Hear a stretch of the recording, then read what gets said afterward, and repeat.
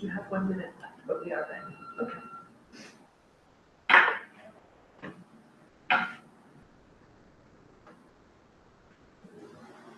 So I'm guessing Sydney and Brooke, who else is online?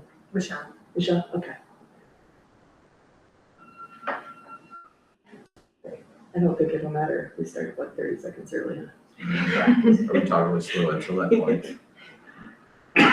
Well, thank you for joining us this evening. Here we are. I'd like to call this Board of Education business meeting for the Clear Creek School District to order. It is August 20th, 2026, and it is 5:29 p.m. Pierce? Here.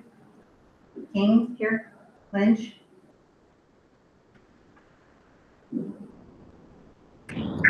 I'm here, sorry. North? Here. Great. I'd look for a motion to approve the agenda. And I'll second that. Thank you. Roll call. King? Sorry, Pierce? Yes. King? Yes. Lynch?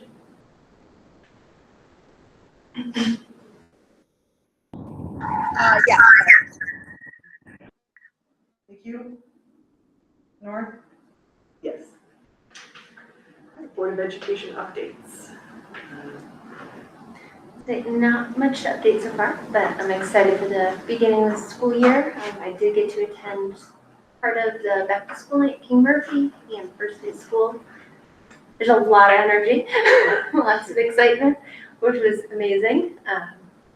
And then I did not attend PTA, but they did share with me that they're going to be doing pastries at the PTA on August 31st in the morning to try to build a little more excitement, get more involvement. And they also over the summer ran a reading challenge, so they're trying to help us with our reading. Only a few kids turned in the reading logs, but we appreciate that they're trying to help us with that. So yeah, that's about all I have. I don't have anything to add. Sydney, would you like us to come back to you in a few minutes? It's really hard to hear you guys, sorry. It is. Then, I know Carrie Ann is running a bit late too, so I will just say welcome back. The summer was full for me with travel and seeing folks. I attended the GTIS, 1,300 runners, so a great fundraiser for the school district. Then I attended Rapid Grass and saw folks from our enrollment task force. So they were out in force and getting people engaged. The kids were making beaded necklaces and bracelets, and so yeah, there was always somebody standing there asking questions or playing. So that was nice. Then I was able to attend the Welcome Back to the Educators, and it was such an amazing energy to have everybody back together. The speaker spoke about being a warm demander. It actually gave me some language to use in my business because I've got lots of engineers who tend to be technocrats. And I am more a sentimentalist. And so we're both aiming to become more warm demanders. So I'm going to set my high expectations for my engineers, and they haven't enjoyed that very much. I don't know, but they'll get used to it. And I'm working on them becoming, a little more personal, but they're engineers, so they've got the knack.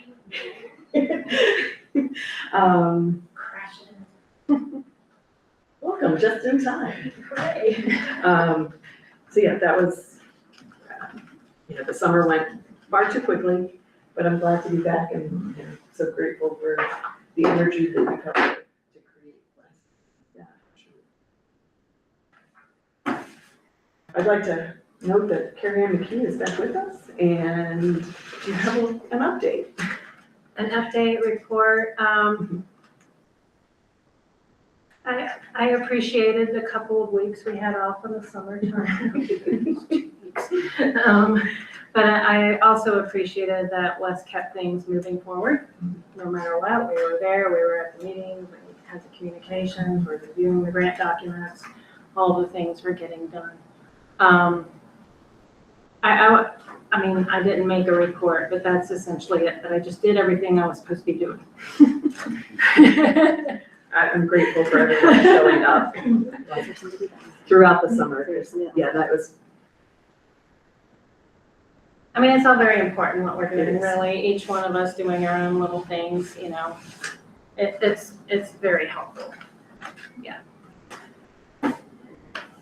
it will make some space for Sydney when she comes back, but we'll move on to superintendent updates. Thank you. So it's my chance to recognize tonight an outstanding achievement. So the Colorado State Board of Education recognizes King Murphy Elementary School as a recipient of the Governor's Distinguished Improvement Award, and this was given out last April. I believe you went to the Museum of Nature and Science, is that correct? Yeah. That's where they had the ceremony, and so we have a banner for you. We'll get that to you soon.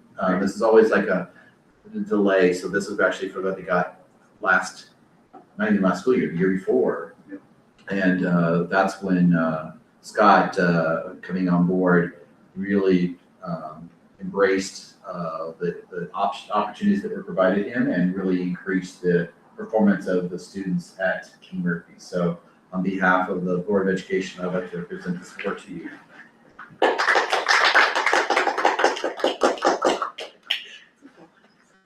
Great you, job. sir. Thank you. Thank you.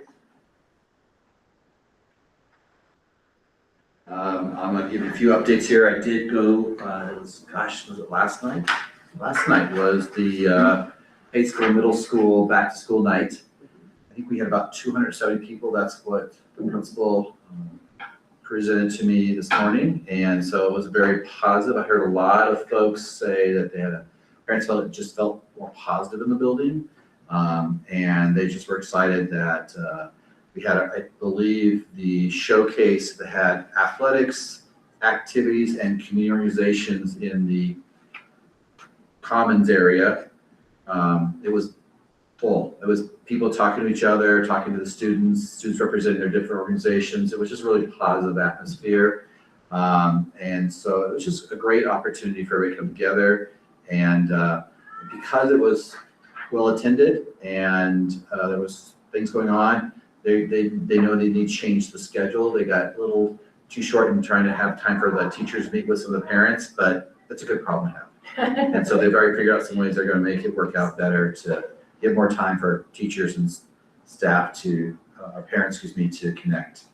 I also, since our last meeting, went to Georgetown's first crew, and I also went to Carlson's first crew. What a great celebration. I think you saw pictures that have been posted on social media or in some of our communications of the kids at Georgetown having their first one. And it was just so great the way Principal Clem had students connect with each other, and they couldn't connect with their peers in the same grade level. They had to go across grade level, and watching a fifth grader cross the gymnasium to put their hands up with a student who was a kindergartner, incredible, just so cool.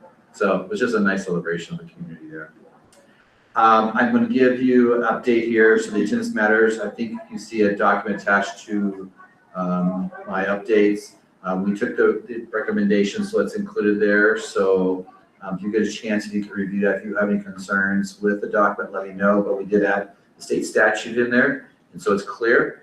I will tell you, little tease here, we're going to have a little celebration about the work we're doing regarding this aspect of our student success next week. So wait for some information to come out from CDE, and we were all videotaped yesterday, and it's exciting. And I've been asked to go speak on behalf of our school district next Tuesday morning, 10 o'clock, about our achievements. So, yeah. Good job. Yeah. The next topic is, as the board considers the ballot measure, I would ask that the board consider implementing a tax holiday What that means is that as we, if the ballot measure, when the ballot measure passes in November, the money that we use for capital and facility improvements, as those projects get completed, and there may be a situation down the road where those funds may not be needed for the extensive amount of deferred maintenance we have across the district, that with the recommendation by the Long Range Planning Committee of those projects, whether they drop to 1 million that year or whatever that number is, that the board then would approve that less taxes would be collected for those projects, which would give a tax holiday to our community to help say that, hey, thank you for your support. We don't need the funds, or the amount of funds this year. The board would be willing to decrease it, which would give a tax holiday. So that's my recommendation to the board, to make sure that we can say that in our communications going forward. And then my other one, when the ballot measure passes in November, I would ask that the Board of Education consider allowing the district to give a salary increase to our staff in January. And my proposal would be a 2.5 step for those folks who are currently on the steps right now, that'd be classified and teachers. And then those people who are above this salary scale would get a COLA increase, and then admin would get a COLA increase. And So is that just like a talking point when we're talking with people about it, or is it something that's we actually are going to vote on and it's? I don't know if it needs to be voted on today, but I would encourage the board to consider having some sort of making some sort of acknowledgement that we would do a pay increase for staff and teachers in January when the ballot measure passes. So do you think Jen could provide a report to just showing what that would She look like? could a breakdown for you that, and then what would happen is that money would come out of reserve initially, but in the summer when the ballot money from the tax increase started coming in, we would replenish the reserve with those funds. Yeah, just knowing what that gap might look like. Correct, yeah. And the last one I want to just recognize is the campaign do and don'ts for district staff and Board of Education members. So for district staff, if you choose to approve the ballot measure tonight, the district staff will not be able to promote the ballot measure going forward. They can do it in their free time, which is outside of the school day. And board members, you're free to talk about promoting that because you're private citizens and you're not restricted by the campaign do's and don'ts. I do have a link in your document to look at that. That's provided by our ballot attorney. And I believe Courtney, is she on right now? Courtney, is there anything you want to add to my presentation regarding the do's and don'ts of the ballot measure? I think the only thing I would add is that that was put together by your communications officer, and we did review it, and we are fine with that messaging going out. Our only caveat is always, if there's any questions, please ask us and reach out to us if there's a question. And then also, Kim always says this, and I think she's on as well. You can do everything right, and unfortunately, complaints can still be filed. But we do think that the advice that you have set forth in that document that's in the packets is good advice. So we're talking about two different things. One is the document here is from legal counsel as far as the do's and don'ts. What Courtney's referring to is what will go on our website as far as any information about the ballot measure has been reviewed by our legal counsel so that we make sure we're within the guidelines of the state statute. And so it'll be an educational aspect, and we will have information from the polling also uploaded to that page. Any other pertinent information that helps educate folks about the ballot measure. Okay. And will we, if we were as board members to decide to have like, the open forum coffee talks that we have been known to have in the past, You're free to do it. but could somebody provide us with marketing for that? We can provide you with educational materials, and so Okay. we will create a one-pager for you to Okay. use for that will give the pros and cons of the ballot measure. Sydney sent a message, so I just want to read it so all of you can Right. respond. She said, there's a lot of feedback when I talk, so just going to message. What about teachers who have missed steps in the past? Is there consideration for that in January? Oh, the teachers that have been here years where we haven't done a step. So everyone who was here, not last year, but 2 years ago, we didn't do a full step, we did the 1%. Oh, that's right. So could we do a catch up for those? Could we also there's a handful that have been here more than 10 years that were also affected. So it's a much smaller number, but That's really, that's for the board to make their, I'll have Jen present to Yes. the upcoming meeting, the cost of that. I know I had asked her to include that, Yeah. so.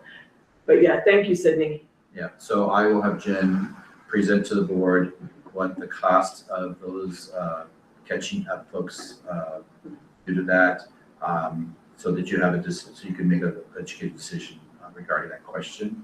And I'm just offering that we would recognize that our committee really is concerned about teacher compensation, and since that's one of the aspects that's on the ballot measure, is that we try to do it in January so that they would receive immediate results of us passing the ballot measure. But we do want to recognize those teachers who've stayed For with us sure, for sure, for years, so. yeah. And then one last thing, thank you, Courtney, appreciate it. I just handed this out, yesterday morning, I was at the Rotary meeting here in Idaho Springs, and our two fantastic counselors here from the high school and the principal were the presenters, and they shared this 2-page document.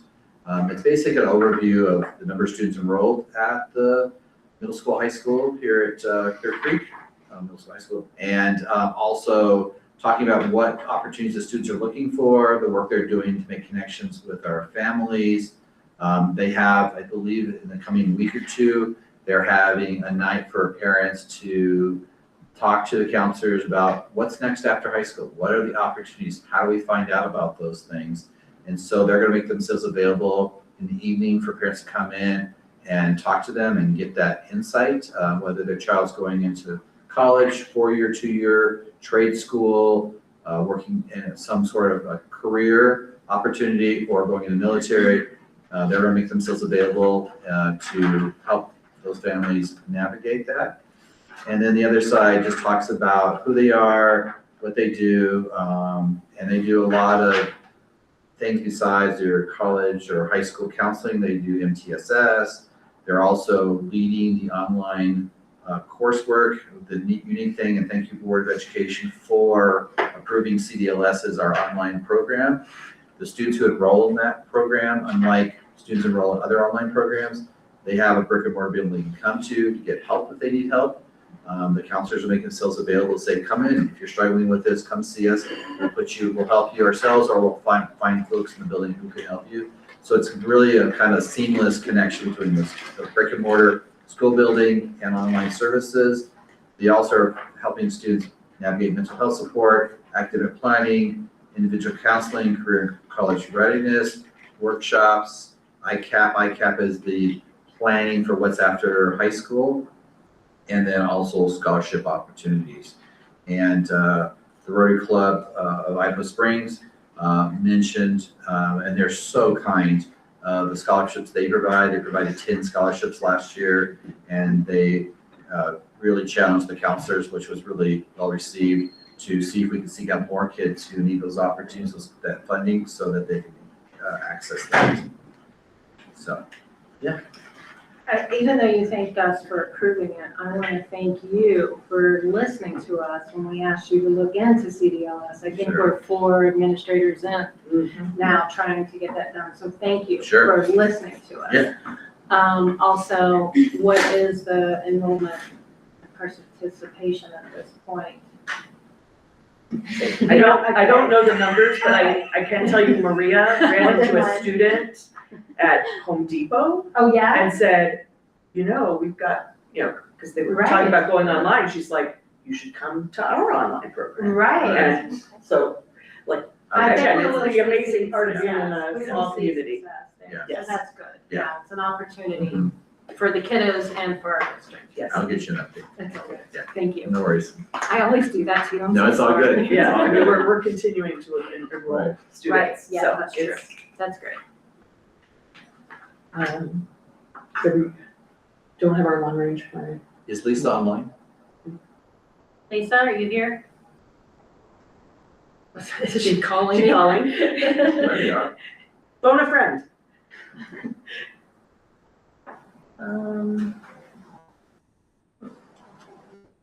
Was not her. Hold on, I texted her. Yeah, go ahead, while Yeah. we work this out. This is probably a longer conversation.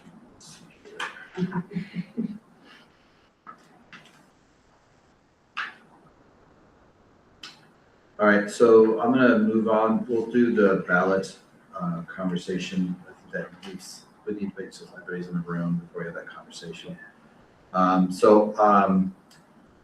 I want to present to you as we get a chance to review. This is the Georgetown. This is the let's probably should wait for that one. All right. About family calendar. Yeah, family calendars would be good. Yes, let's approve some family calendars. Okay, we're gonna wait to back the document here. D5, if that helps. Yes. Okay. So, sorry, I'm looking over to the person who's gonna help me. Yeah, I was gonna say maybe Kristen has. So, at the last study session, we presented to the Board of Education the two family calendars, 2829 and 2930. There's been a lot of work done on collecting information from folks who fill out the survey, also reaching out to our, I say sister districts, if I want to call it that, which is Black Canyon School District and Gilpin. And the reason we did that is because we share special ed services with them, exceptional student services with them. And so, based on the feedback, they typically follow our calendar and they've kind of mapped theirs out according to how we would mapped ours out traditionally. And so I will let Kristen add any input or answer any questions if you guys have any questions regarding the two proposed calendars for 2029 and 2930. I think you've covered everything, but I'm happy to answer any questions. And if I can't, then Michelle is on. Did you hear any other feedback about the late start on those 2 days? Okay. I think we just take it off in a hurry about it.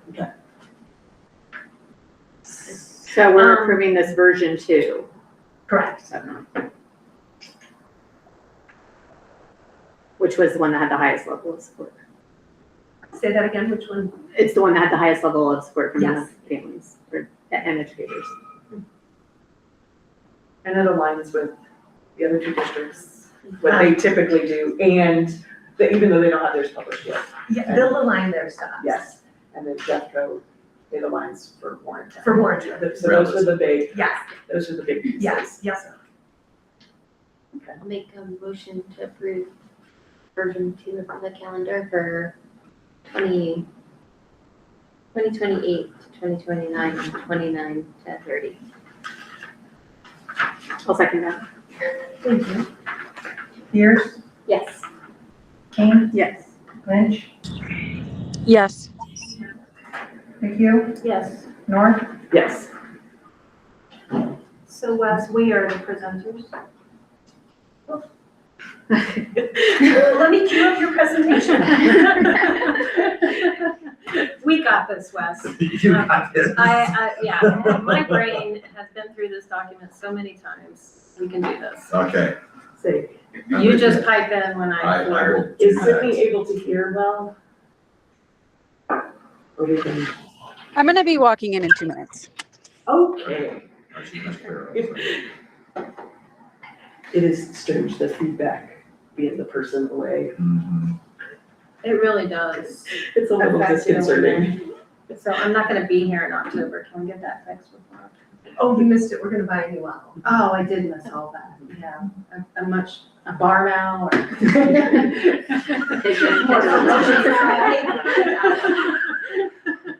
Will the drone just fly around? That's scary. That could probably happen. Right. So we were also picking up the thread of whether we wanted to have some study sessions or business meetings at Carlson, in which case it's better just by two. Thank you. Yeah, I think that would make that easier. I think we should be prepared. for Okay. both, 'cause- Perfect. Then I will just order 2 owls. Ta-da!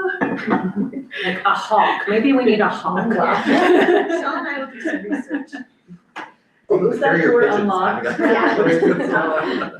woke up to a hawk and a raven flying and fighting outside of my window yesterday morning. It was crazy. But I think the hawk lost and won. Really? Yeah. Hmm. Ravens had friends. There was a hawk chasing after my hummingbirds. Oh, he got at least one. Yeah, he did. Just a snack. Yeah, they are, but they're sweet. Yeah, they're very sweet. There's, It's a cookie. it's not, I'll have to refill both of the beaters. They're going quickly through them.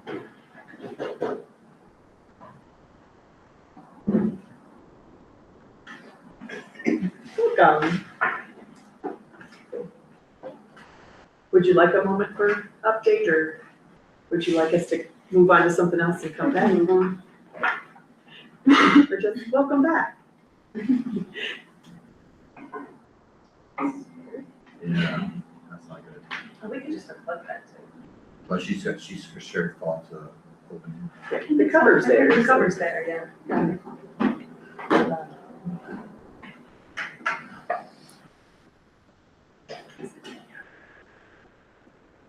Are you ready? I think. Yeah, Yes. we're ready. Okay, so Wes and I are going to lead the capital improvement plan this evening. So you have the plan, you've been sent the plan. We'll just briefly go over some of the work that this group has been working on. Yeah, don't let me, there you go.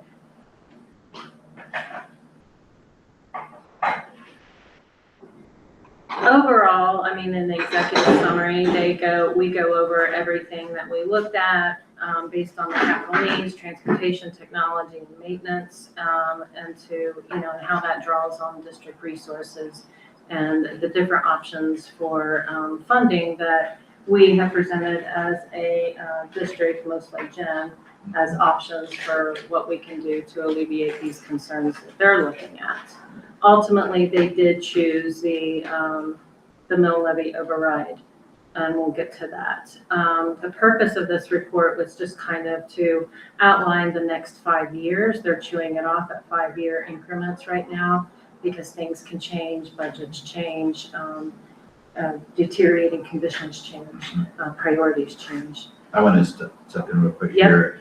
As a slight over introduction for the members of the Long Range Planning Committee, we do have representatives from each of our schools on the committee. So King Murphy, Carlson, Clear Creek Middle School, High School, and Georgetown are all represented on there. So we have and they have students, or they are leaders of the school who are representing those schools, so they have a real understanding of the needs of each school.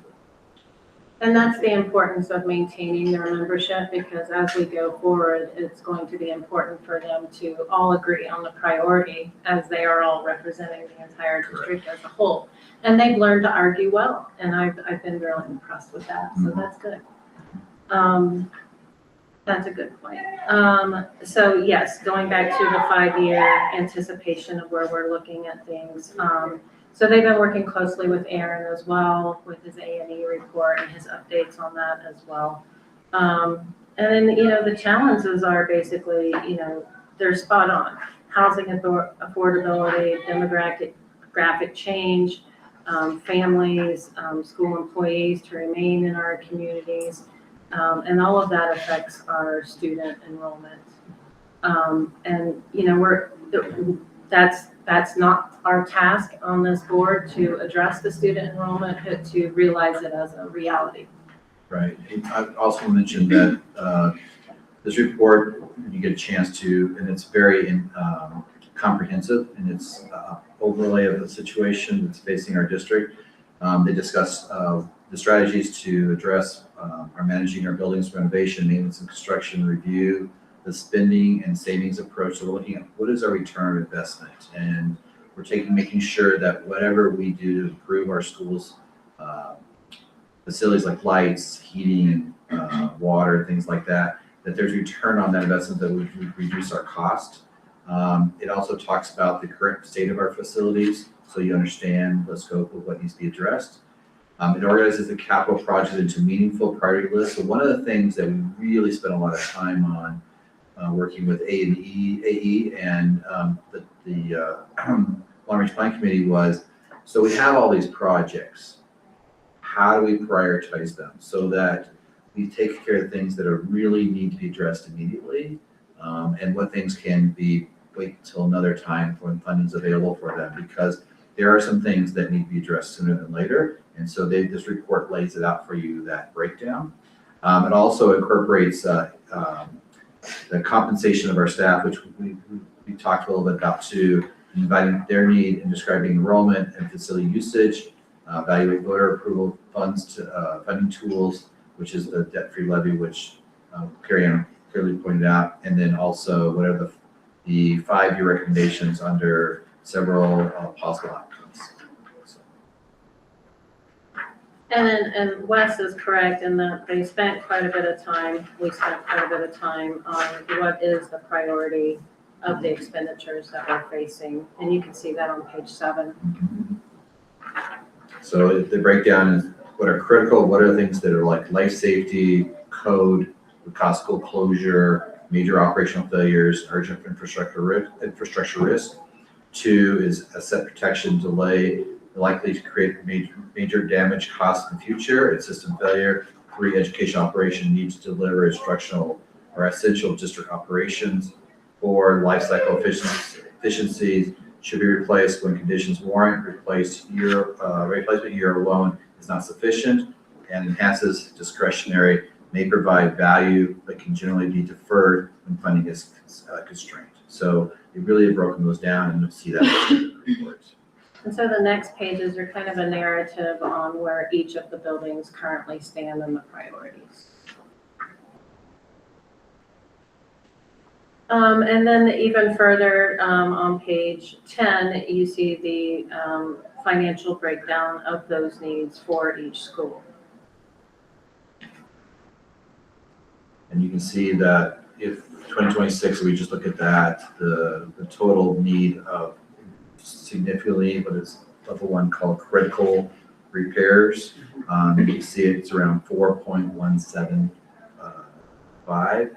And so that just shows you the level of significant improvements we need to do year 1 with the funding we receive. But we won't be able to do it this over. So yeah, and then it goes through the 5 years as well and what that looks like with the dollar numbers and where we're at. Basically, they've broken it down Correct. as a whole. They've done it. I mean, this is an amazing report to have it so detailed, and I look forward to sharing this with the public so they have a sense of the critical needs of our district. Right. And thank you, Jen, for helping us out with like spitting out all the information and questions that we've asked always at the last minute. A ton of numbers. Like at 8 o'clock. And so the technology and the transportation are also part of this report. And, you know, there's been some banding about that, but obviously we wanted to get into the technology for the general reason of our non-levy purpose. And so that will be included in the ballot measure. Transportation will not be. There's already currently funding provided by previous passes mill levies for to take care of transportation. And that was put out as an option in case, you know, any of the other mill levy funding options came to light. Correct. That transportation became an element that was critical to that particular funding option. So, you know, they go into the utilization analysis, the capital exposure per student. I don't think that we have quite the right numbers there. Yeah, I would agree with you. yeah, we have wrong numbers on that page. Like meaning it would be less? No, meaning that Carlson is not 13 compared to King Murphy at 43. On page 17. Did you see those numbers? 17. You know what, I think they did correct it in Did I just get the typed correct? maybe. No, it's also 13. 14 and 14. At the bottom. Oh, okay. Yeah. I'm like, "Yes, Yeah, I'm not at seeing the bottom. So that needs to be corrected. And then, it breaks down the funding options. We talked about the conventional mill levy override, the transportation mill levy override, the special building and technology mill levy override, and the debt-free schools act levy, general obligation bonds, and then potential property sale and grants are like a tendril of the funding, but not necessarily something that, they would have to recommend. We're already doing things Right. there. So on page 21, they make a recommendation, and based on the current mix of needs, the Long Range Plan Committee should give first consideration to the Debt-Free School Act levy because it creates ongoing cash funding for the type of maintenance, technology, and capital renewals that need to happen for the district. And so that's their recommendation going forward, and so they're recommending that we go with the Debt-Free School Act levy. And then they talk about on page 22 and 23, that 5-year implementation plan based on the needs. And so you see breakdown of what they prioritized. And then they have the following, last page is the data that backs up the report and the assumptions they make with making the report. It's very comprehensive. Can I ask if it was unanimous? It was. Yeah, Okay. it was. Thank you. I mean, I didn't attend, but it was. No, I had like 2 bars left on my phone, but I made sure everybody got on the call.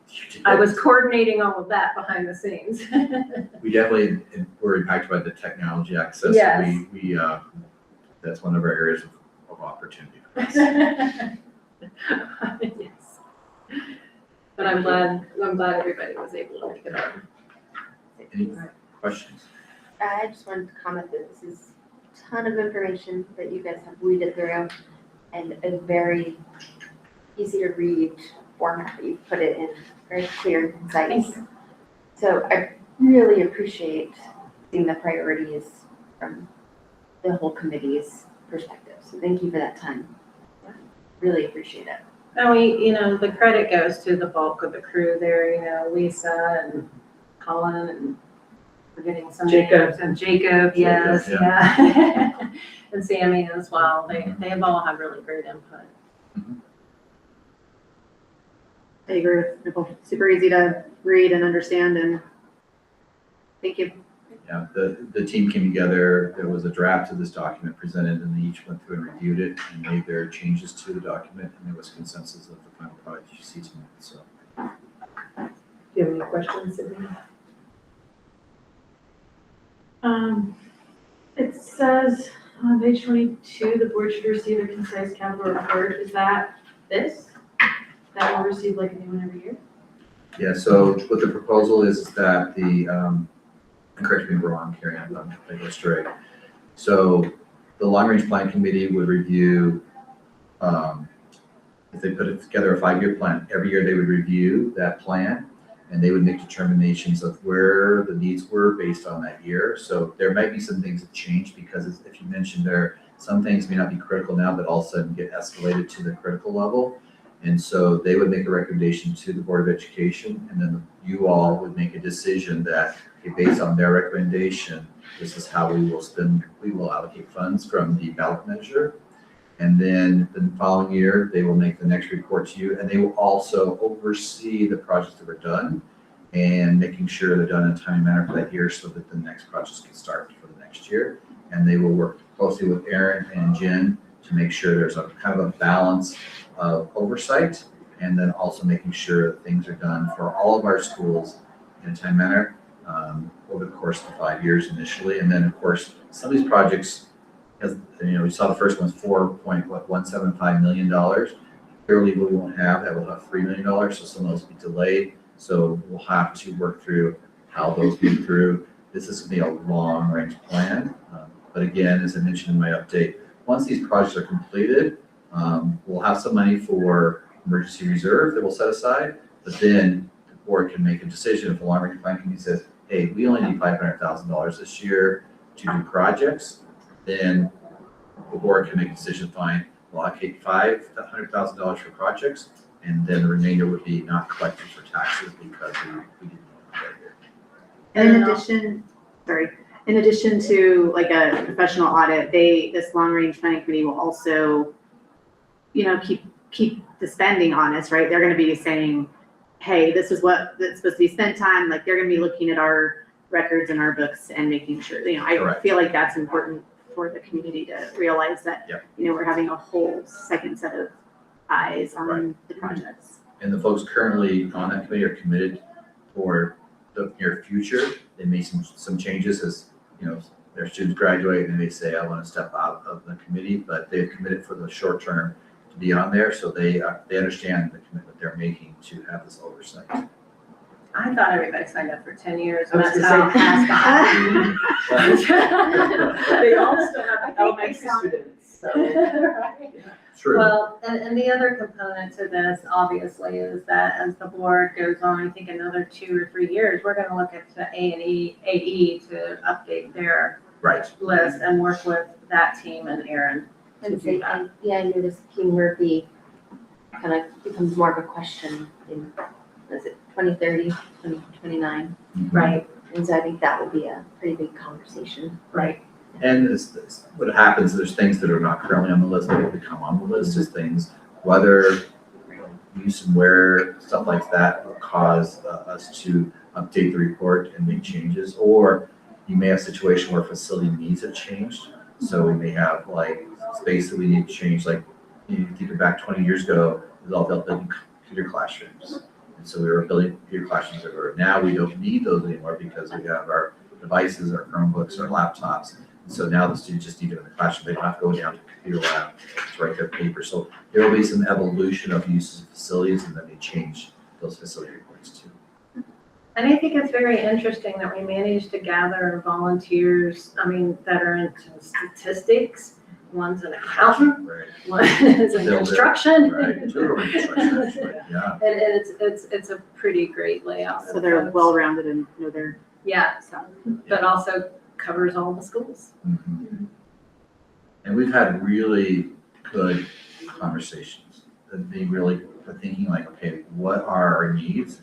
And they put together a system of how to prioritize, which was incredible for that to be brought to and figuring out, because you're like, okay, well, everything looks red. What are we gonna, how do you prioritize? So they start looking at like, okay, what are the things that make us differentiate these different items? It really broke it down. Yeah, Yeah. which was good. Yeah. So the expertise was on the committee. Yeah, we're just there to make sure the agenda gets posted. Any other questions or?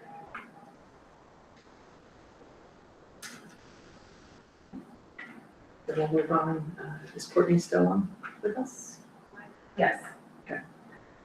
To the Debt-Free School Act and, right, to talk about how communication changes for us, what changes were made in that ballot language. There's a couple of Yes. things. So thank you for bringing that up. So Courtney's here online. So Courtney, if you want to talk a little bit about, based off of the survey results and also the mill that is available for the district to pursue, how the ballot language changed in the document. And also, there was really good input from the Board of Education regarding who would be included in the ballot language. And so that has also been added to the document too.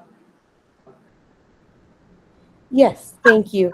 And I believe Kim is also on and she was at your study session. So she may have more insight than I do as to how what has changed since she last saw you all. Kim, are you there? I am, and I'm looking for the black line. Not much was changed. I think we extended it a little bit, but let me get that document real quick.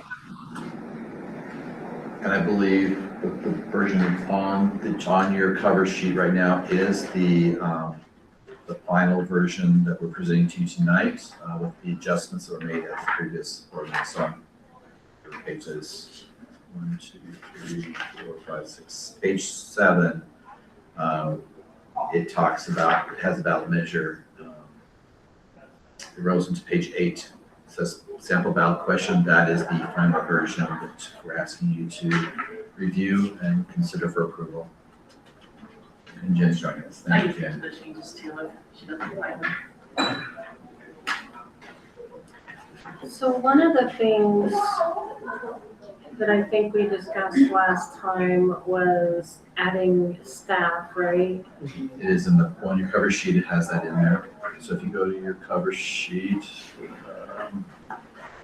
Sample ballot language, right? yeah, she's looking at the attachment. Should be your D2.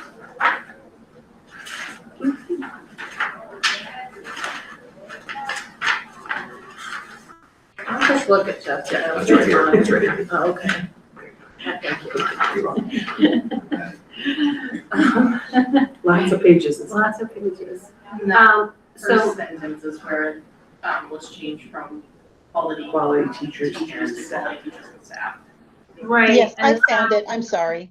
I'm sorry. I was not prepared for that question. So, I am back. I did add, under quality teachers and staff, we added the and staff to this draft of the question, from the one that was in your prior packet. We also took out the words and other priority district needs. So, we have that they would provide career, technology, and skilled trades classes that provide students with real-world job skills. And then we took out and other priority needs. And then shall, the rest of it is the same.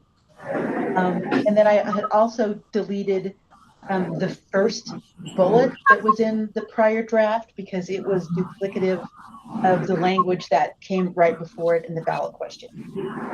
So I took out the providing funds for ongoing maintenance and capital improvement costs. So otherwise, the question is substantially similar to what we saw and discussed at the last meeting.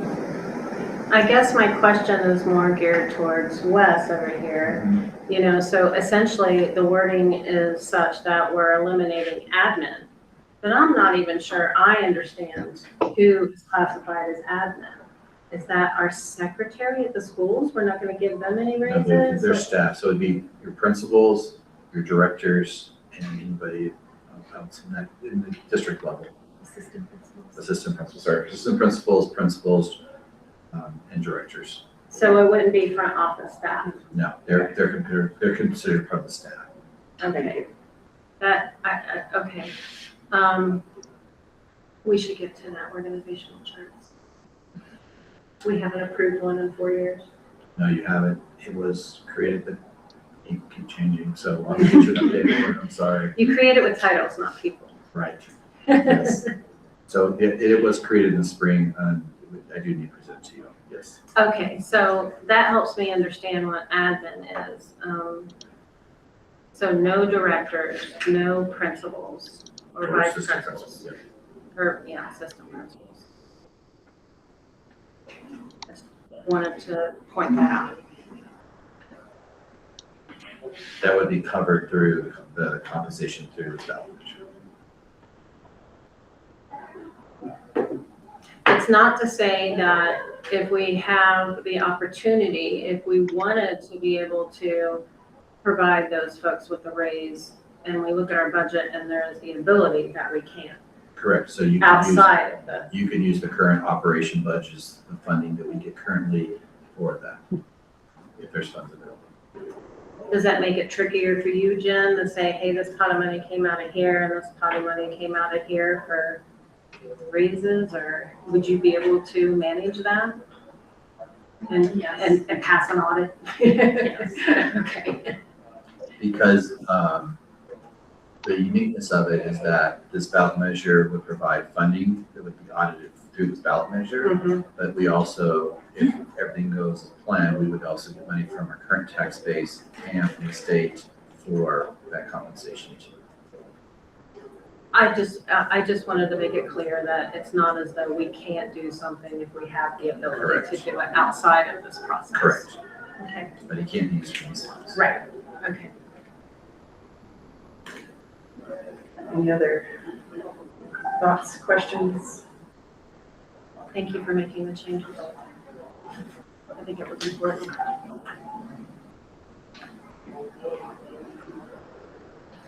Right. Is there anything else that we should be paying attention to, Kim or Courtney, that before we make this decision? You know, I think what you've talked about, again, probably most of the intent of this, really you're exercising the debt-free schools options mainly so that you can free up general fund money, because you're just kind of maxed out with your mill levy override ability.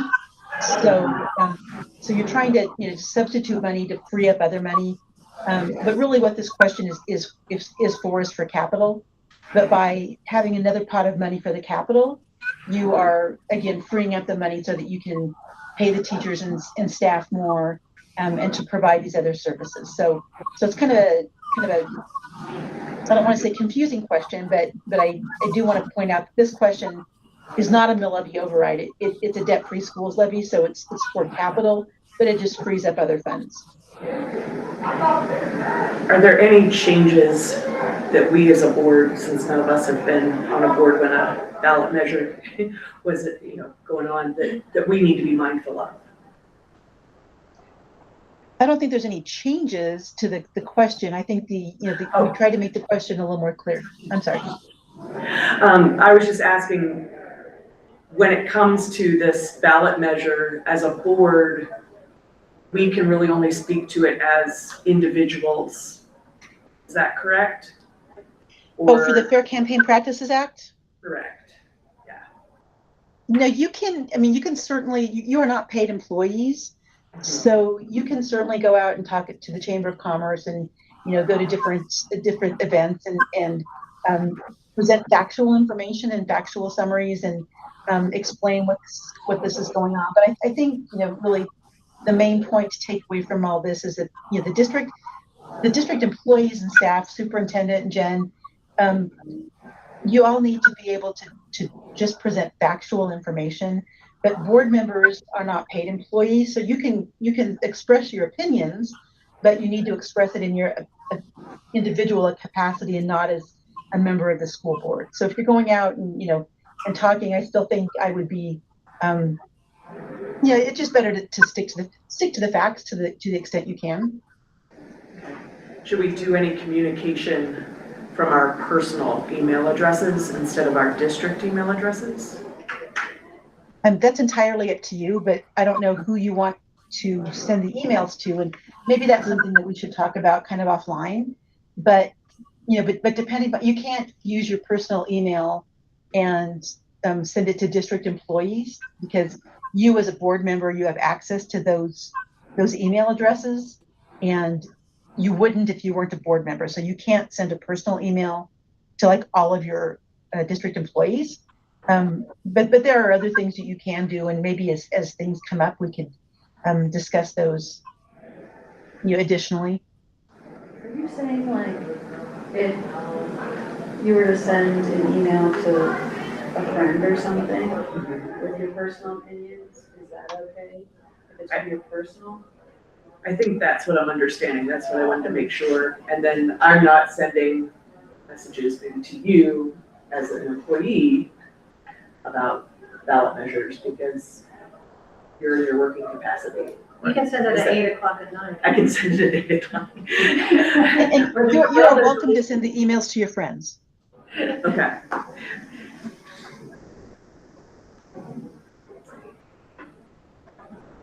Any other thoughts, questions, concerns? Did we miss anything, Jen? So if you have questions, there's a link attached to your cover sheet that has the do's and don'ts for you to look into to answer any questions that you were able to ask tonight. Thank you for being available to us for questions. It was nice to have you here with us. Of course. Say, is it time for would anyone like to?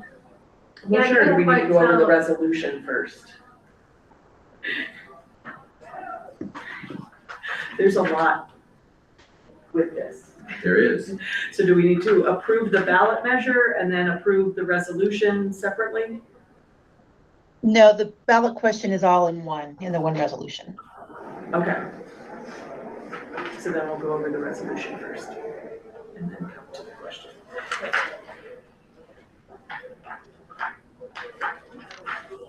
I just clicked on my agenda. Thank you.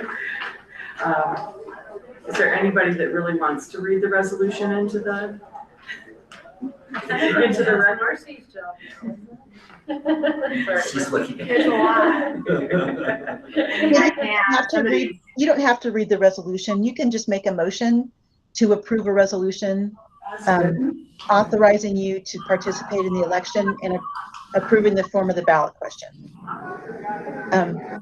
And this resolution also approves the IGA, so you don't have to have a separate resolution unless there already is one drafted, but this approves the IGA too.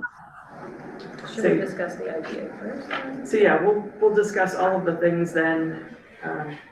So you're saying that we can approve them all as presented?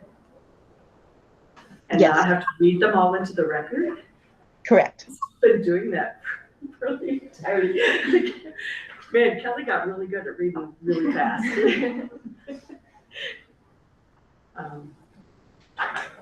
My agenda, sorry, like I just closed it somehow. So this one is internet. Oh, sorry, so the IGA with Georgetown, is that right? Yes. Well, Clear Creek is the first one, and then Georgetown. Okay, So this Okay. is for them for the to general election. have a ballot measure on November election. Hi. Maybe I'm gonna, well, that's what I closed everything. Yes, please. All right. Because I am, So if the Board of Education approves the ballot measure, it's recommended that the Board of Education consider approval of an intergovernmental agreement between Clear Creek School District RA1 and Clear Creek County Clerk and Record for the administration of the November 3rd, 2026 general election. Approval agreement authorizes the county clerk and recorder to conduct coordinated election services on behalf of the district in accordance with Colorado election law. So we recommend that you approve that in addition to the resolution. And then the second one is D4, the proposed agreement to establish the terms under which Georgetown Community School will receive a portion of the proceeds from the district's proposed 2026 debt-free school levy.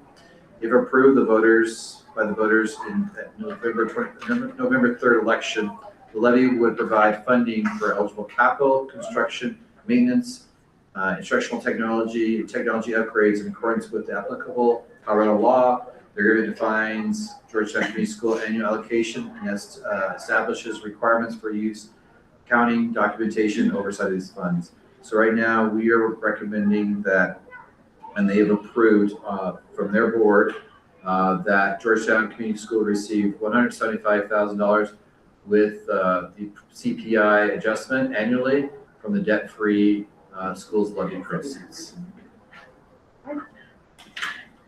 I guess I have some questions about the Georgetown agreement. Okay. I guess I don't really know how it works, so, what if in future years there's changes? Georgetown. Yeah. How does that factor into this? Like, what's our ability to change if needed? If their expenses increased, you mean? Like if we needed Their rolling additional dropped. revenue? Or if they needed less revenue, like if their enrollment dropped. Interest? For now, the 175, if they did not spend it all, would start to build a little reserve for them, to address some of their own maintenance needs in the facilities. So what they don't offset from their general fund, because the 175 is basically current general fund expenses that they don't offset from the debt-free schools revenue. So they can build a little reserve and have a little cushion for capital needs. I don't think that answered your question. So, It helps, for example, one of the aspects of this, if I can be clear, is person. Because they have to pay for salary of maintenance staff. And so that would be encumbered in this. And so whether you have fewer students or more students, you probably still have to maintain a building for the students that are there. So that probably won't change too much. In addition, they order materials to maintain the building, cleaning supplies, paper products, things like that. That may change slightly, but it may not change too much. And the technology they're paying currently for technology services like we are for folks to keep the internet running, make sure they have connections, they have security features and places like that. There may be some slight changes in the access to Chromebooks and things like classroom materials, but you'd have to have a significant drop to see those numbers show up in here, because that money also, like I said, covers classroom instructional materials like computers, these smart screens and so forth, teachers' computer, as well as the Chromebooks. So you will still probably have an adult, even though they may have fewer students. The adjustment doesn't work percentage-wise. If that makes sense, it's going to be more of a step increase, not a linear increase. It was based off of 2 years of data. Their expenses were over 2 years. And if the expenses increase, they ask to have the CPI or CPI also included in there. So 175 will increase as ours grows with inflation as well.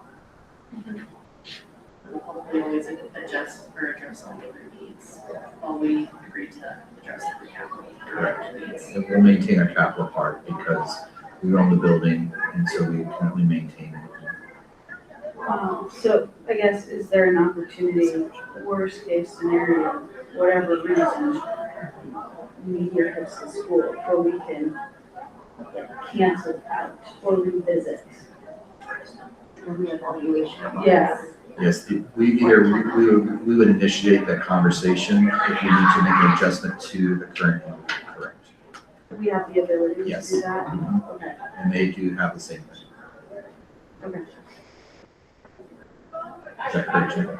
Yeah, because the terms of the charter contract between us and them is 5 years, and it's from June 30th, 2024 until 2029. So I think at the 2029 time, if we needed to revise the contract, this would be the opportunity to add that into it. Another part I want to make clear to you, and to answer your question, is that this is coming out of the capital portion, so this is coming out of the premium, not from the compensation side.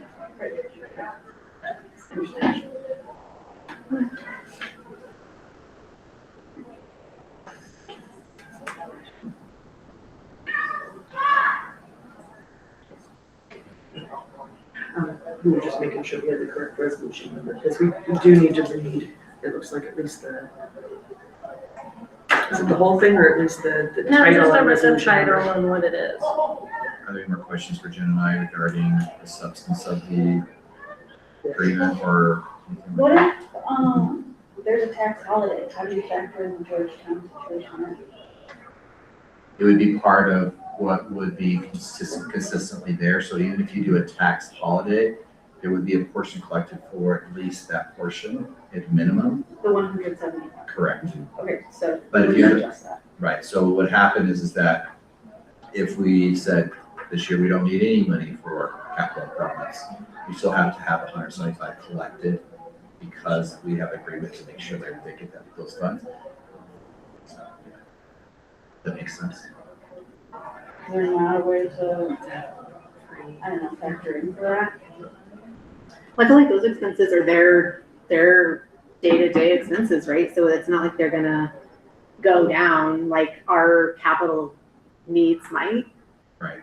Was just when we would give a tax holiday where that 175 is like their operating expenses, so they're not gonna go Correct. down. As they get used to having that additional revenue and they get compensation increases, they're gonna become reliant on it. So I think that 175,000 is probably always gonna be. And unless they decided we can also offer a tax holiday and we wrote a different agreement or something like that, but at the current operating status, I think that this is probably gonna be ongoing.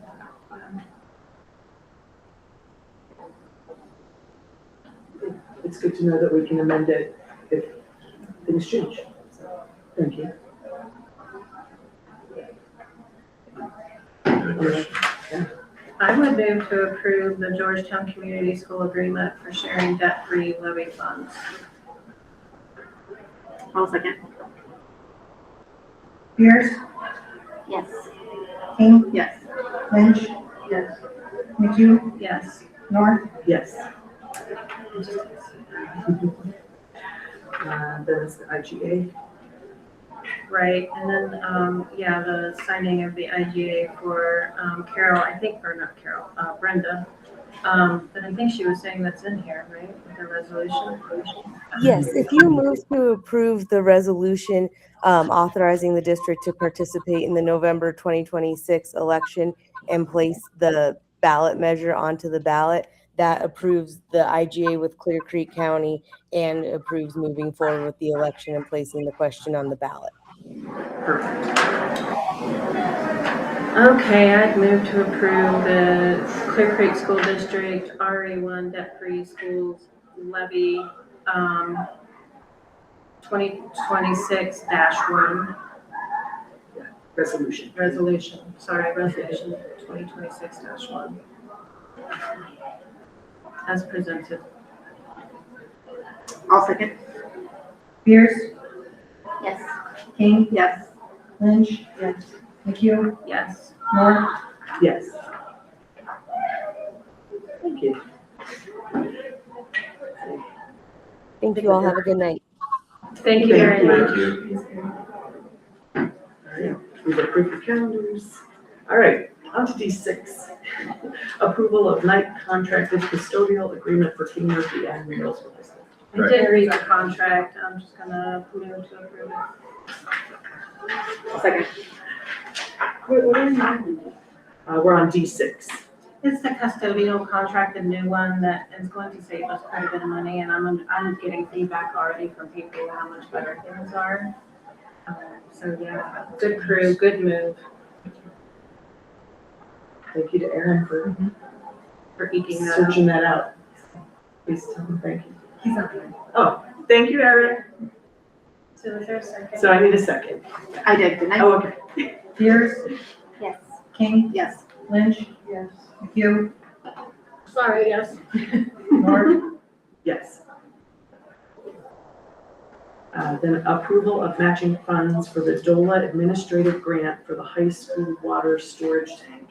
And this is just to help us go through the process of getting more money. Right, so this is helping us, all parties involved in this project. It gives us the engineering drawings, so we have a better idea of the actual cost for constructing this project. And so one of the things that this grant would do would get us a step closer to knowing what the total cost of the project was. So when we have this conversation about how it's going to be paid for, we actually know what the dollar amount is. And so with the recommendations that I received from Carrie Ann as far as making changes to the grant application, I'm requesting that we approve the grant. So again, this is, they're providing 50,000 and we and Look at Mountain Water are splitting the matching. Correct. So 12,500 each, so that we have all of the documentation that we need so that, one, we know what we're getting, and two, we can go after more money to help pay for it. Correct. Perfect. Well, and I think we talked about in the study session, this is money that we would have to spend anyways. We could spend 50 or we could spend 12,500 Right. and get granted.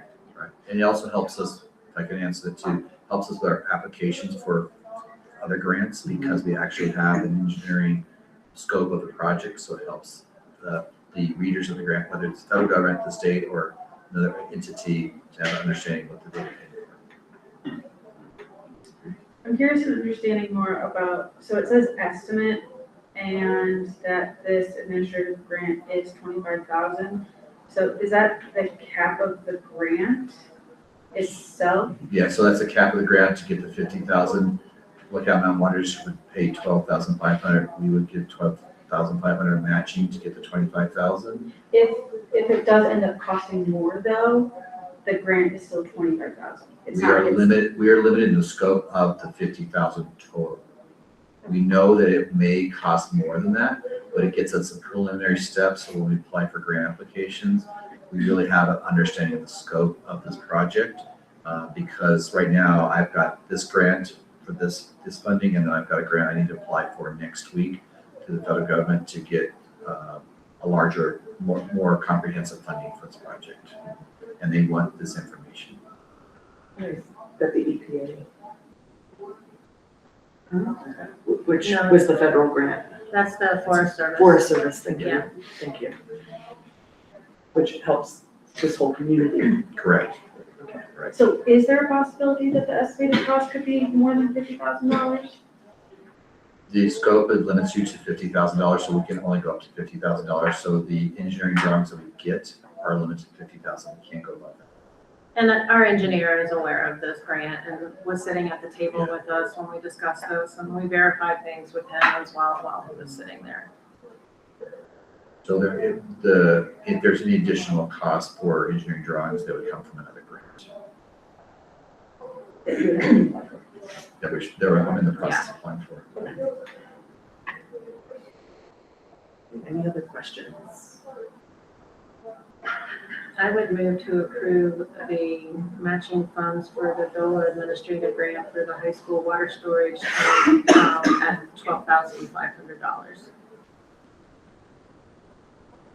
I'll second. Any other discussion? Who's missed that part? Pierce, Yes. King, Yes. Lynch, Yes. McHugh, Yes. North. Yes. All right, the Meraki invoice. Yes. So at 4:30 today, I got the invoice, and I'm really excited to tell you that Soaring came to the table today with Meraki sales support and with our local vendor, and everything that we put in the cover sheet was that it was gonna be $35,000, and I gave you all the history of how we got here, to cover us from September 1st to January 31st. But what they actually negotiated, because the original cost was gonna be $71,000 for those 6 months, they thought they could negotiate it down to 35, they got it down to 31, and that will cover us for the entire year. So that gives us time to get our E-rate funding submitted, and then by the time we get the funds next year, we'll be able to go back to covering this with E-rate. And I do have copies of the invoices if you want to see it. So who was the company that failed us again? Yes. Nate Does that? at IT, does Yeah, does IT. IT. I just want that on the record. Thank Okay. you. They failed to submit the required information in order for us to get the full rebate essentially, right? Yes. Nate does IT, did that. Nate knows information, right? It was IT, yeah, and this does say Galen, because they knew that we were meeting tonight, so they wanted to hurry up and make sure that they had a deal, and they got it to us, they are updating the information in our correct. Thank you. Where are we pulling this money out of our budget, and do we have that pot of money? I talked to Jen about this, and, I don't necessarily have it in the IT budget right now, but, she's gonna see if there's some other places, or we'll pull it from reserves, and then kind of shuffle as we get E-rate dollars in the future. But you do need us to approve an amendment to the budget, or Just approve this expense. just the invoice tonight? Correct. Okay. That we have to pay this like tomorrow. But it is not a budgeted item, which is why, like last week, I made you aware of the fact that we were spending $39,000 on computers. that was a budgeted item. Right. We have that money in as a specific Right. line item. This is not a budgeted item. This was an unexpected expense.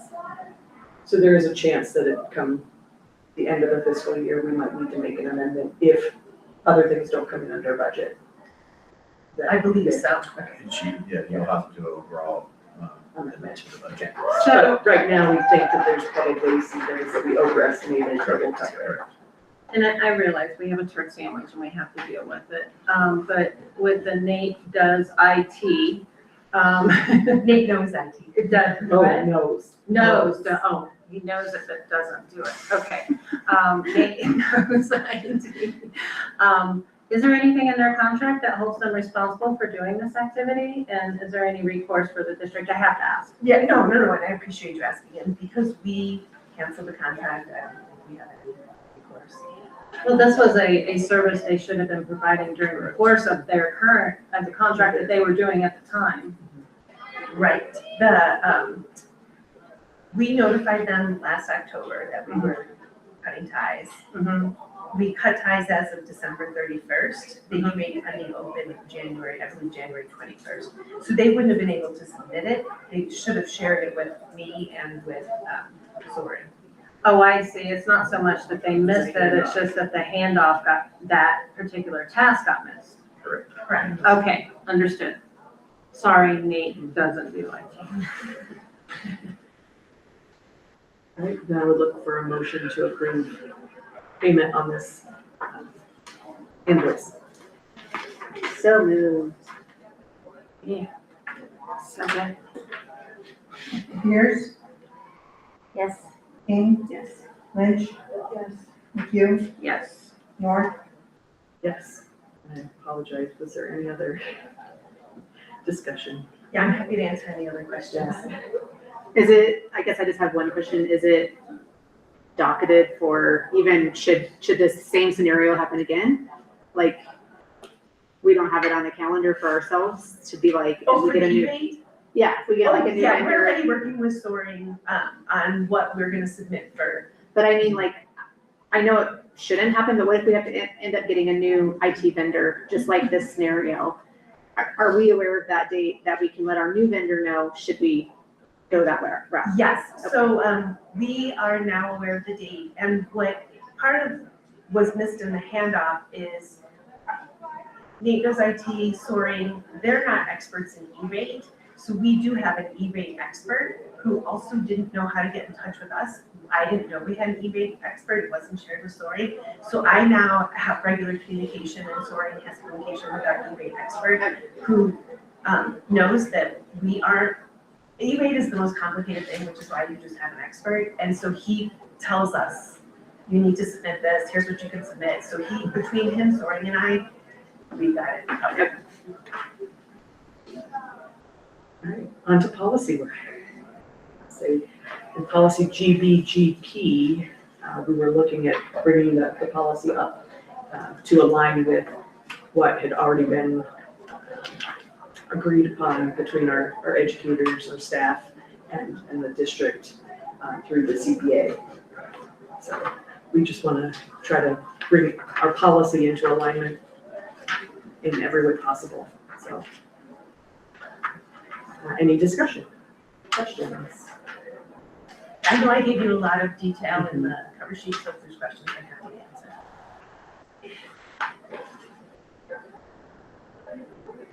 I'm curious about what Nikki brought last time.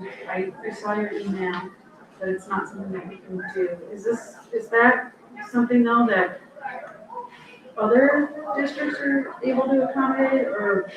In terms of letting staff cash out Yeah, a chunk of PTO in their final couple of years, yeah, we either have to, for it to count towards their highest average salary, which is what staff wants, and that makes sense, it has to be a district policy and it has to apply to everyone. It has to be us initiated as part of compensation. If staff are initiating it, so if we just say you can choose to do this, then para will call it out and not make it part of their highest average salary. what about changing the verbiage to be an opt-out? Like, you're automatically enrolled in this unless you opt out. Then it still becomes employee elected, and para says that So I wanted to make sure we got these changes in place now so that it can start taking effect. I would like for us to revisit Nicole's question but it's gonna take a little bit more time and energy. And right now, Jen is our, election official. So her time has really been focused there, so we're just gonna give a little bit of space before we come back. I think it'd be to revisit that helpful, question. maybe at a study session, if an educator would be willing to come and explain their point of view. For a non-educator like me, I would like to know, I can answer that. well, I'd like to hear it from, I understand, I would just like, I mean, we can only do what we can do, right? I mean, Para is the one that sets the rules. Correct, and we don't wanna get in trouble. Right. Yeah, no, I think that would be a great idea. And it also might provide clarification for them why we can or can't do it. I would put up a sense of caution. I think it's a great idea to have someone present their perspective. The other side of it too is that if they do cash out on their time, and all of a sudden they need that time, it's gone. So we need to be thoughtful about how that impacts them too. So we gotta be really, it's like, Isn't that a risk that it's they like when take? we say no for everybody, and people want it, say I need it, but if you say you have to do it, then they'll someone say, okay, what happens if I don't? Yeah. Can't they just And take, that's your question. can't they just take time off, not paid? They just call out ill and just don't get paid? It puts us in a situation where coverage of their responsibilities, whether it be students, classroom, teacher situation, looking at that, then we would have a person who's not permanent. And we would like to probably have somebody permanent who builds relationship with the students and has a long-term relationship with the district for employment. That we don't want to put them in a situation like, sorry, you're here because this person is using their days, and then we don't know if you'll, what's going on. Well, I think in most jobs, it's frowned upon to have unpaid time, like, you have paid time for a reason. And if you're allowed to just not come and not get paid, then there's no way for them to know when you're gonna be there. I would imagine that it would be considered more of an exception and not the rule. Yeah, I just wanted Jen to have a little bit more time to be able to present what the cost would be to us if the cashing out did occur. I think the cover sheet kind of says that. Yeah. So, Yeah, I mean, we're not giving up on this, but I think it's not gonna, we can't do it with this go around. yeah. But I wanted to make sure that these things that had already been agreed upon with everyone, that they got into place. But yeah, the question was lifted up months ago, so we would like to visit. Besides having a staff person present to you all on their perspective, is there anything else you would need? Any other legal guidance, financial guidance, things like that? Well, Jen talked about financial guidance that help you in just saying, hey, we would recommend the district goes this direction, and then we can start looking at what that is, so that if you're informed, that helps us be, what it wants us to do. Things like Para maxes out at 8%. And while that's gonna be different for any employee, Right. everybody's in a different place on the pay scales. Just from the hip, like what would that number be? So that's Give me a second, I have that. Oh, if it's 30 days or 10 days or, so that, again, we recognize, especially for those folks that have been with us a long time, that we haven't necessarily been able to keep up on their salaries that we would like to. So this is a way that they've been saving because they've not been taking vacation days, they've been with their students, that it does feel like a way we can thank them. I think we just need to consider, when we have the actual discussion, we just need to consider, what we legally can do, based on what Para guidelines, and then financially what we can afford. And then I think we really do need to make an effort to give them, work with them as best we can. I'm wondering if you can look at other districts and see if anyone else does. navigated this before.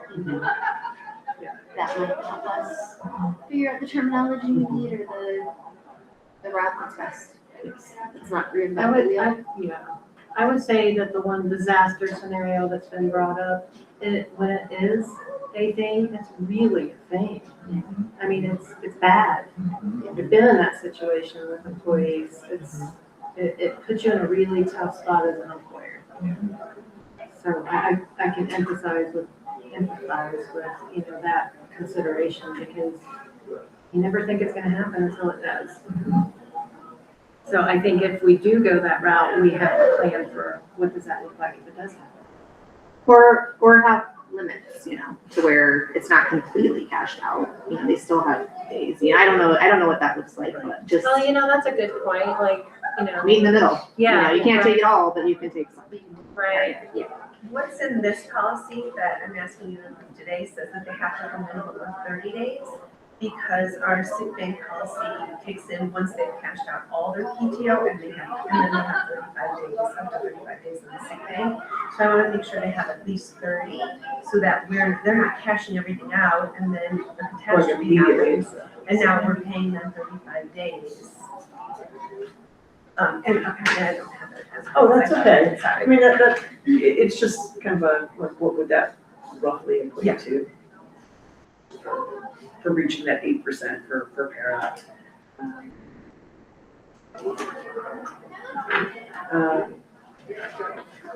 And then is there a chance, can we, well, we're in a new fiscal year, so we can't retroactively go back to last year. So it would go into place and it could, in June, educators could. Yes, and they could last June too, because it was in. But they could do the 5. They could do the 5. But if we do come back and have an amendment this school year. I would say that it should be for this school year going forward because everybody received raises. So if we're gonna go back to last year, then we have to figure out how to pay them at last year's rate. And last year's books are Correct. winding down. Yes. But we could put it in effect so that they could use it this June. Yes. Okay. Yeah. Thank you. They're cussing out there, Wes. Had our Cedar Lane told us. The wagging your finger at him. They go in and out of being able to ignore it. Well, there's several parents down. Oh, It's probably them. there is adult supervision. There's adult supervision, I see them unwinding food themselves. Okay. So I would look for an approval to pass on first reading.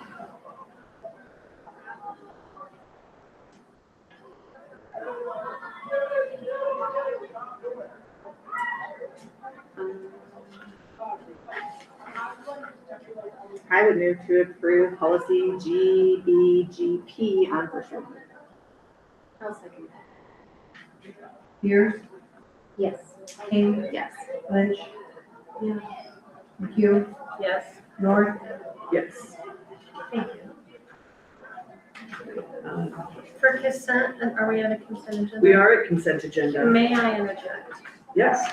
I am not comfortable approving the minutes as of yet. I do have some things I want to share and maybe change and communicate. So I would like to table the minutes if we could. And I know that generally we like to get the minutes out within 30 days kind of thing, but we didn't meet in July, so hopefully whoever's gonna sue us understands that.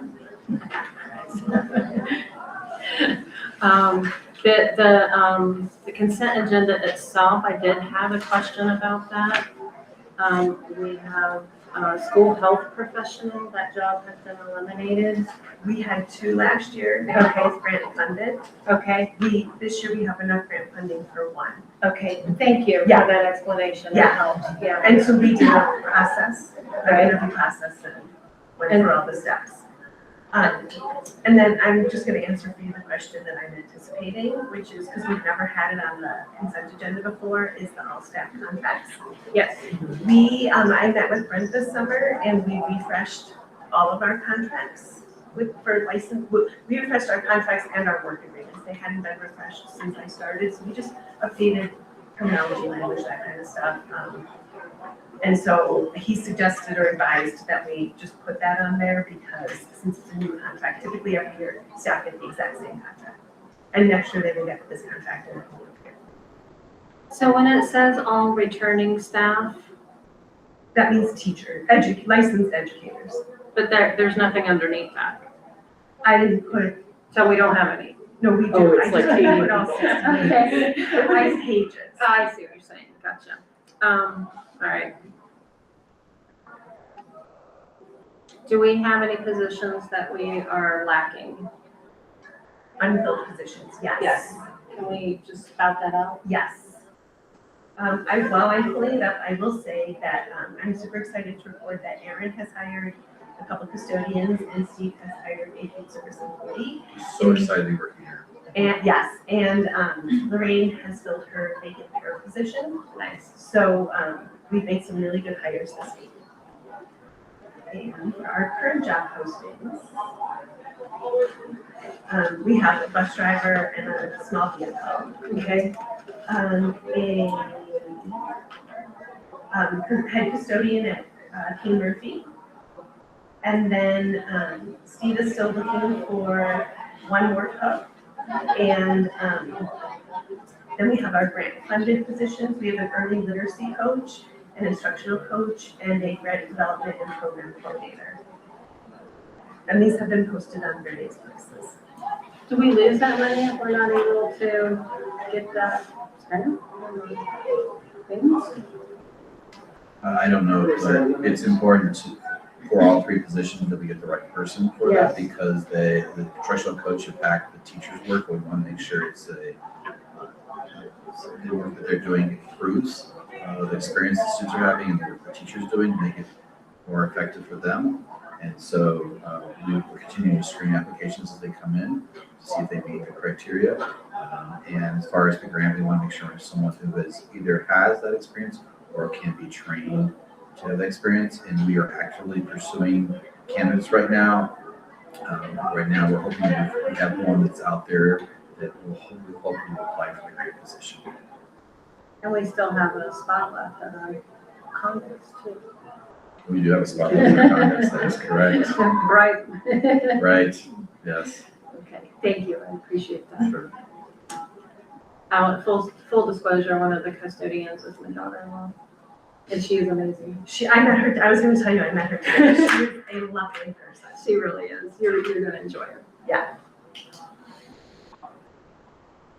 So can we approve the Consent agenda. consent agenda minus the minutes? I would move to table the minutes. Yeah. And approve the consent agenda as presented. That makes it easy. I would second that, and I just am wondering, when do we have the conversation about the minutes? I think we can communicate with, yes, about the changes we would like to see, or if we have questions about it, I think we should just send those her way. The changes made or answer any questions you Right. have, as long as the ones They, not all those minutes were created by They me, weren't- so they I weren't. don't Right. know Yeah. a lot unless I go back and watch. Are they the minutes created by Michelle? Yeah, those aren't so much, but It just might be helpful if you send one, whoever wants to send emails, send it to both of them. And then they can kind of work it out. that makes sense, right, Marcy? Yeah. Yeah, okay. Pierce, Yes. King, yes. Lynch, Yes. McHugh, Yes. North. Yes. Any future agenda items? The Carlson meeting thing, still on my mind. I was late. I would have been early. Oh, moving the locations? Yeah.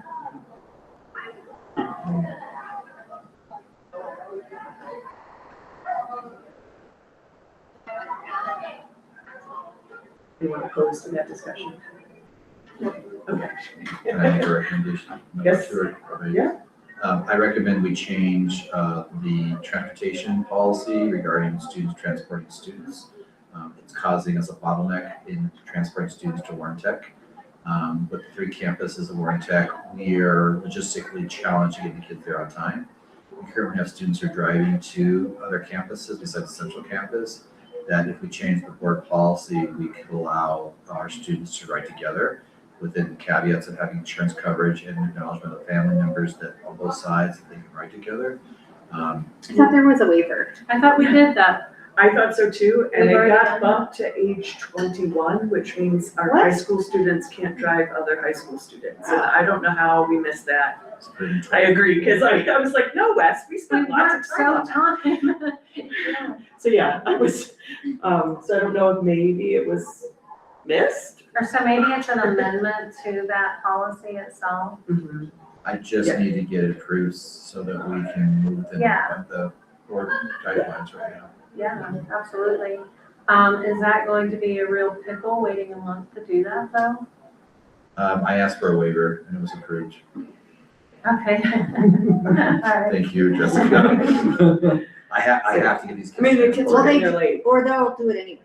At Right, least with right. a waiver, they're covered, we're covered. Right. So And use the parents are paperwork we have, So, and we'll amend the So age to. We didn't have paperwork in any of our And that's what I documentation. said, I know we approved paperwork, so I So we don't know have where. That was received, all Marcy's fault even. Yeah, I know. Yeah. so we have received a copy of a similar document from the district, and so we're using that, we're modifying it, and it will be at the high school level, because we're the only ones who drive at the high school level. And so they will have, they're updating it right now, and the wording for the board policy, so that we'll have that for study session next month. Love it when we lose our stuff. That's it, I was like, we spent lots of time on that, so I don't.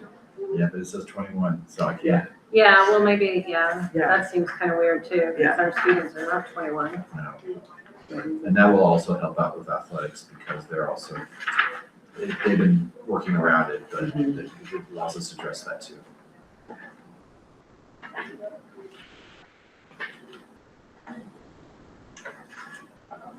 Well, anything else? So I know Sydney had brought up last year, just having some conversation about processes, so I don't want that kind of be on the forefront of a slower month, I think. Right, and I mentioned the organizational chart. Right. Yeah, I think that we should follow up with that and, have an approved organizational chart. I have not approved one since I've been on the board, No, over 4 years now, so. for something I thought I presented to you all in the spring, but You gave us kind of an overview-ish, but it didn't line out the detail of Okay. positions. Don't use names, use Yeah. positions. When you say the detail, do you want just the title, or at one point, probably 3 or 4 years ago, you asked for the job descriptions? No, we don't need the job description in Just there. the The job descriptions, I just wanted on the side to know what the heck people are doing kind of thing. Yeah.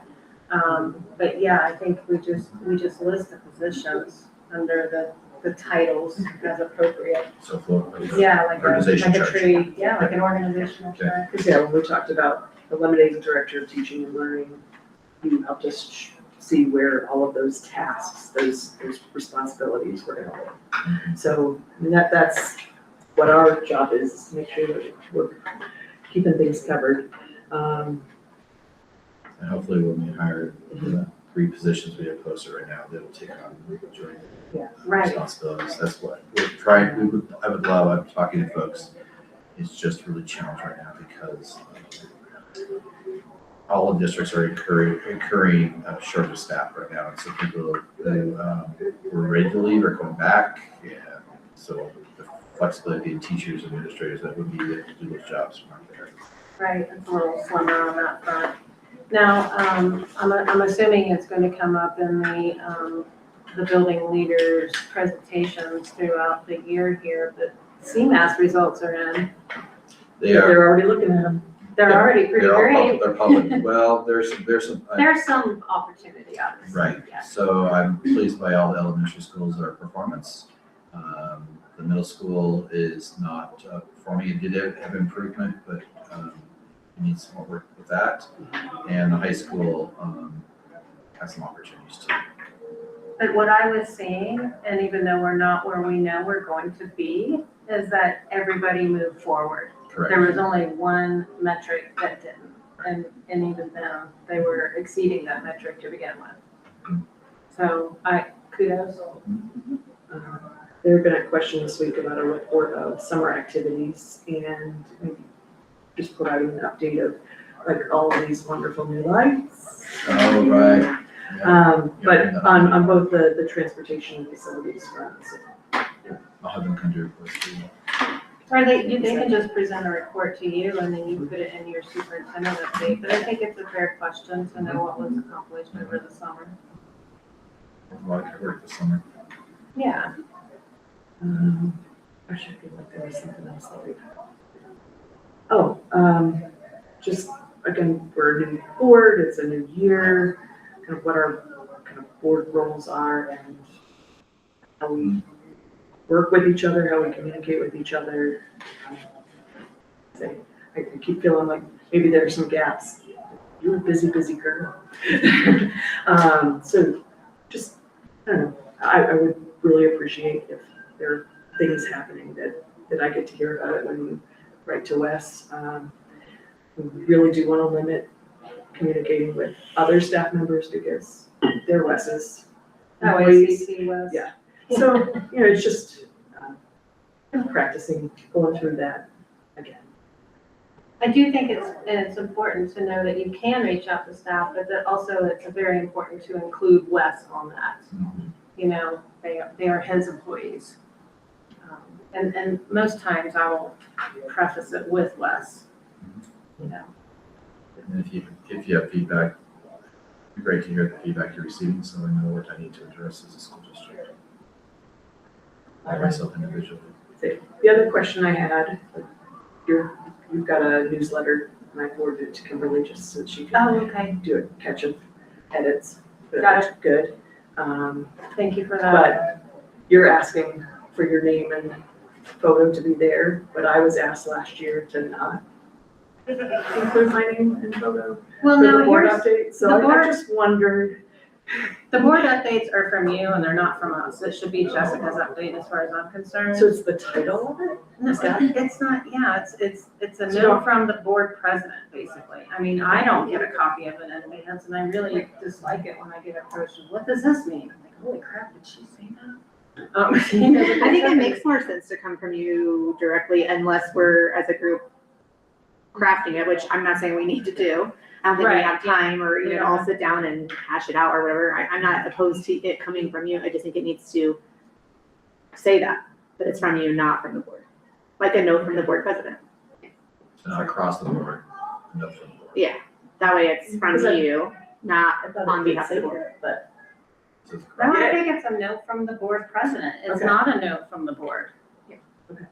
I mean, and generally, your opinions are representative of the board, but sometimes you interject things that are not representative of us individually. Right? And the board has the option, if they want to add things to the communications, you can say during the meeting, during you do an update, that you'd like to have this somewhat included in the board update or board note. Right, and, I asked for some space just because we had the OC situation, and I felt like that was the appropriate vehicle to get out some communication about the status of the OC and exactly why we aren't doing it as a community center scenario and why we shouldn't be doing that. But I felt like that needed to be addressed, and Facebook was not the place. So thank you for allowing me that vehicle, and if you didn't want to use pictures, totally. A lot of our communications are still coming from Lori. Oh, and when you send out some, Lori's picture comes up. Just so you know. from Kristen or from We're Shauna? working on it. I just got Lori's calendar invites, I'll be canceling them all next week, and then you'll see a slew of re-inviting to all the things that were on the calendar. I figured that was in works, but also when you're not the one receiving it, you might not see that, so. Right. Yeah, so Lori was very efficient, so she scheduled out here in advance for a lot of meetings. And so, Yeah, there's one day where I couldn't open my email. so, and I'm working through like DAC, we're scheduling the DAC meeting, first one for the year, September 14th. So I'm doing that right now. Typically that would come from Lori, but I'm getting those things out because I need to get those out. People are responding to me regarding they want to stay on or. We also have an invitation to have a representative from the board on the Clear Creek Behavioral Health Alliance. So I wanted to put that invitation out. I've already been placed on it, but I didn't quite go. Okay. Yeah, if somebody else would like to do that, I have my hands full with facilities and safety and would appreciate that. I see all the volunteers. Yes. Sounds like it's on my calendar. There you go. No, thank you both, or all of you. With that, I think that's everything that has crossed my plate. Oh, you know, the Yeah. other thing, Wes, in your update, do we have an anticipation of who's going to market this, this ballot measure for us? Yes, we have an organization that has got documents submitted to the state for approval for their purpose of campaigning. Right, and that's the foundation? No, it It's can't a be a separate foundation, it has to be a organization. separate organization, Oh, okay, gotcha. but it has some duplicate membership. Oh, I understood, gotcha, but essentially, Yes. gotcha, okay. That's good to know. And so they'll be responsible for all communications going out regarding development. Okay. And fundraising for the ballot measure too, for the promotion of that. Okay. We have to spend money. Move to adjourn? I'll second. Pierce, Yes. King, Yes. Lynch, Yes. McHugh, Yes. North. Yes. You all saw the communication from me, is that in line with what you guys were looking at, the style and everything like that?